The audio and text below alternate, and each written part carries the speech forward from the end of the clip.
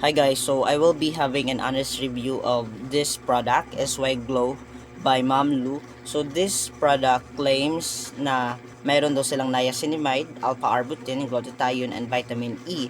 At 200 ml na siya guys. And nabili ko siya sa halagang 350 pesos. Hand and body lotion siya.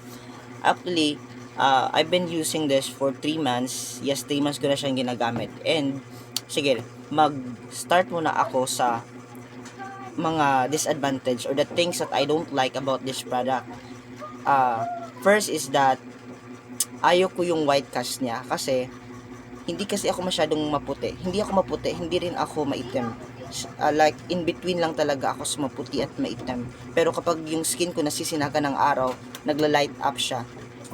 So ibig sabihin nag-glow siya. Pero pag in-apply mo kasi sa balat is to, in-apply mo siya sa balat ganyan.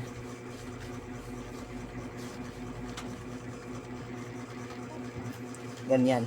So, maganda siya tingnan sa camera, pero sa personal, parang may mga nag-white cast siya, and ano talaga, klaro talaga yung white cast niya. And that is the first thing that I don't like about the product.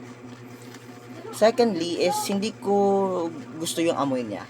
Pero hindi naman siya mabaho. Hindi ko lang talaga bet yung amoy niya. And,